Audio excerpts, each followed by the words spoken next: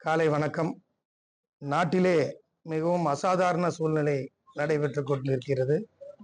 முதலிலே காங்கிரஸ் பேரியக்கத்தின் சார்பிலே விமான விபத்திலே இறந்த அனைத்து குடும்பங்களுக்கும் எங்களுடைய ஆழ்ந்த இரங்கலை தெரிவித்துக் கொள்கிறோம்.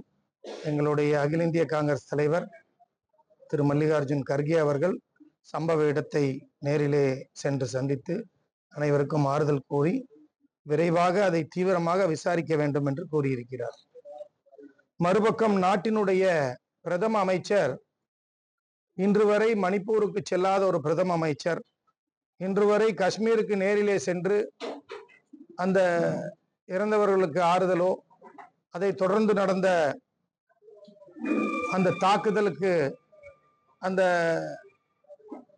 பார்டர்ல இருக்கக்கூடிய மக்களுக்கு ஆறுதலோ எதுவும் சொல்லாத நம்மளுடைய பிரதம அமைச்சர் இப்போது அந்த விமான விபத்திலே, அதுவும் குஜராத் என்ற காரணத்தினால் விமானம் விபத்து ஏற்பட்ட அன்று செல்ல முடியாமல் அடுத்த தினம், அதுவும் அதாவது அவர் 90 டிகிரி ரெகுலரா வந்து அந்த போட்டோ ஷூட் நடக்கும், இந்த 90 டிகிரி ஆங்கிள் ஷாட்னு சொல்லுவாங்க, அந்த மாதிரி ஒரு ஆங்கிள் ஷாட் போயிடுச்சு. மறுபடியும் எப்பவும் போல அவர் போய் அந்த போட்டோ ஷூட்டை தான் நடத்தியிருக்காரோ ஒழிய அவருக்கு வந்து அந்த உணர்வு பூர்வமான ஆதங்கம், இழந்த குடும்பங்களுக்கு அரசாங்கம் என்ன செய்கிறது, என்ன செய்ய விளைகிறது என்ற எந்த கருத்தையும் இந்த நிமிடம் வரை நாட்டு மக்களுக்கு தெரிவிக்கவில்லை.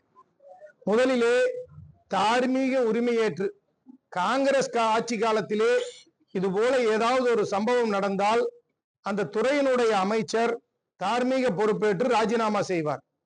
புல்வாமா பெகல்காம் பகுதியிலே அந்த 4 தீவிரவாதிகள் வந்து தாக்குதல் 200 கிலோமீட்டர் வெளிநாட்டிலே இருந்து இங்கே வந்து தாக்குதல் நடத்தி 26 பேரை காக்கா குருவி சுடுவதை போல சுட்டு சென்றிருக்கிறார்கள். ஆனால் அந்த துறையினுடைய உள்துறை அமைச்சர் எந்த தார்மீக பொறுப்பும் ஏற்கவில்லை, தன்னுடைய பதவியை ராஜினாமா செய்யவில்லை. ஏன் செய்யவில்லை? மாறாக கங்கனா ரணாவத், அண்ணாமலை போன்ற நபர்களுக்கு ஒய் பிரிவு, ஜெட் பிரிவு, எப்போது கட்சி ஆரம்பித்தார் தமிழக வெற்றி கழகம் சகோதரர் விஜய் அவர்கள், அவருக்கு ஒய் பிரிவு, இது போன்ற பாதுகாப்பு கொடுப்பதற்கு உள்துறை அமைச்சருக்கு நேரம் இருக்கிறது.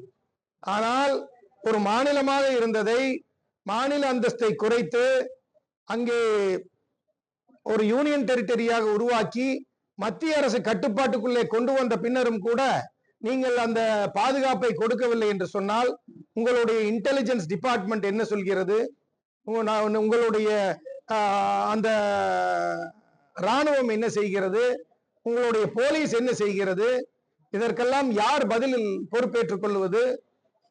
இதையெல்லாம் மக்கள் கூர்ந்து கவனித்துக் கொண்டிருக்கிறார்கள். நாட்டிலே ஒரு அசாதாரண சூழ்நிலை நடந்து கொண்டிருக்கிறது. இங்கே பயங்கரவாதத்தை கண்டு நாட்டு மக்களுக்கு அச்சமில்லை. இங்கே நடக்கிறதெல்லாம் வரி பயங்கரவாதம். மாநிலத்திலே கிடைக்க வேண்டிய கல்வி தொகையை அந்த திருப்பி கொடுக்க முடியாத மத்திய அரசு, தமிழகத்துக்கு கிடைக்க வேண்டிய கொடுக்க வேண்டிய நிதியை சரியாக கொடுக்காத மத்திய அரசு, அதை விடுத்து இங்கே உங்கள் பிரதம அமைச்சர் போய் போட்டோ ஷூட்டுக்கு இருக்காரு. உங்களுடைய உள்துறை அமைச்சர் இன்று வரை ராஜினாமா செய்யவில்லை. மாறாக நடிகர்களுக்கும் உங்களுடைய பாதுகாவலர்களுக்கும் ஒய் பிரிவு, ஜெட் பிரிவு என்று கொடுத்து கொண்டிருக்கிறார்கள். இதுதான் நீங்கள் நாட்டை ஆளுகின்ற லட்சணமா? மாறாக எங்களுடைய தலைவர் ஜாதியினுடைய கணக்கெடுப்பை எடுக்க வேண்டும் என்று சொன்னால் திசை திருப்புவதற்கு அதை முடியாது என்று கூறிக்கொண்டிருந்தீர்கள். இன்று அதே விஷயத்தை நீங்கள் ஏற்றுக்கொள்கிறீர்கள். ஆதார் கார்டை கொண்டு வந்தது காங்கிரஸ் கட்சி, அதை முடியாது என்று சொன்னீர்கள். இன்று அதை ஏற்றுக்கொண்டிருக்கிறீர்கள். 100 நாள் வேலை வாய்ப்பு மிகப்பெரிய ஃபெயிலியர், அது வந்து தோல்வியடைந்தது என்ற திட்டம் என்று சொன்னீர்கள். இன்று வரை செயல்படுத்துகிறீர்கள். ஆனால் நீர்த்து போகும் விஷயங்களை செய்து கொண்டிருக்கிறீர்கள். இதையெல்லாம் காங்கிரஸ் கட்சி வன்மையாக கண்டிக்கிறது. தார்மீக உரிமை ஏற்று உங்களுடைய போக்குவரத்து அமைச்சர் உடனடியாக ராஜினாமா செய்ய வேண்டும், உங்களுடைய உள்துறை அமைச்சர் ராஜினாமா செய்ய வேண்டும். இந்த நேரத்தில் கேட்டுக்கொண்டு இந்த வரி பயங்கரவாதத்தை உடனடியாக நிறுத்திக் கொள்ள வேண்டும். சாமானிய மக்கள் மிகவும் பாதிக்கப்படுகிறார்கள். குறிப்பாக இதை காங்கிரஸ் பேரியக்கத்தின் சார்பிலே வன்மையாக கண்டிக்கிறோம். கவர்மெண்ட் ஸ்கூலு, கவர்மெண்ட் காலேஜ் அதிகமா போறதுக்கான இது வந்து கடந்த 2 வருஷமா பெருகிட்டே வருது. நமக்கு இருக்கிறது சிக்கன்னா எல்லாருக்கும் ஒரு 2-3 காலேஜ் இருக்குன்னா அங்க வந்து நம்ம 1000 மாணவர்களை படிக்க முடியும்னு சொன்னா 5000 மாணவர்கள் அப்ளிகேஷன் போடுறாங்க. ஸோ அங்க வந்து டிபார்ட்மெண்ட்ஸ் எச்சு பண்றதுக்கும் அல்லது மாலை நேர கல்வி இல்லாம இருந்தா அதை அறிமுகப்படுத்துறதுக்கும் எப்படி அதை இது கொஞ்சம் இன்னும் அதிகப்படியான மாணவர்களை அமர்த்துறதுக்கு அரசாங்கம் வந்து எங்களுடைய கூட்டணி அரசாங்கம் இருந்தாலும் இந்த நேரத்துல இந்த ஆண்டே விரைவா அதுக்கு ஏதாவது பண்ண முடியுமான்னு கல்வி அமைச்சருக்கு கோரிக்கை இருக்கு. ஊர் பகுதி தொழிலாளர்கள், பள்ளி மாணவர்கள், மாணவிகள் அதிகமாக இருக்கிற பகுதிகளில் காலை நேரத்தில் தொழிலாளர்கள் அவர்களுடைய பணிக்கு செல்லும் போது இருசக்கர வாகனத்திலே செல்கிறார்கள். பல இடங்களிலே சாலைகள் செப்பனிடாமல் இருக்கின்றது. மாநகராட்சியை அணுகும் போது அவர்கள் கூறுகிறார்கள் அந்த பகுதியில விரைவாக புது தார் சாலை வரப்போகிறது. இந்த புது தார் சாலை வருவது 6 மாதம், 1 மாசம், 1 வருஷம் என்று காலம் தாழ்த்தி கொண்டு போகிறது. ஆதலால் விரைவாக அதை பேட்ச் ஒர்க் என்று சொல்லக்கூடிய செப்பனிடும் பணியை ஒரு 30 நாட்களுக்குள் மாநகராட்சி செய்து தர வேண்டும். இதை கூட்டணி கட்சி என்ற முறையிலே தார்மீக அடிப்படையிலே நம்மளுடைய மாநகராட்சிக்கும் உள்ளாட்சித்துறை அமைச்சருக்கும் உங்கள் வாயிலாக மன்றாடி கேட்டுக்கொள்கிறோம். அமைச்சராவது ராஜினாமா பண்ணிருக்கோம், அவரும் பண்ணல. இப்போ யார் பொறுப்பெடுத்துடுது? அந்த நிறுவனம் கொடுத்துருக்காங்கன்னா ஒரு 200 குடும்பத்துக்கு ஒரு கோடி கொடுத்துருக்காங்கன்னு சொன்னா இந்த ஒரு கோடியை பொறுத்த வரைக்கும் இன்சூரன்ஸ் அது வந்து தாட்டாட்டம் வந்து ரொம்ப உயர்வா தூக்கி எல்லாருக்கும் ஒரு கோடி கொடுத்துட்டாங்கன்னு எல்லாரும் நினைச்சிட்டு இருந்தீங்கன்னா அது சோசியல் மீடியாலே தெரிஞ்சிருக்கும். அது வந்து ஒரு இன்டர்நேஷனல் ரூல், அதைத்தான் அவங்க கொடுத்துருக்காங்க. ஸோ அரசாங்கம் இதுவரையில் எந்த பொறுப்பெடுத்து யாருக்கும் எதையும் அறிவிக்கல. அப்போ அரசாங்கம் என்ன பண்ணிட்டு இருக்கு, என்ன பாதுகாப்பு? இந்த நாட்டில் வாங்கிட்டு இருக்கிற இந்த வரி பயங்கரவாதத்துக்கு என்ன பாதுகாப்பு?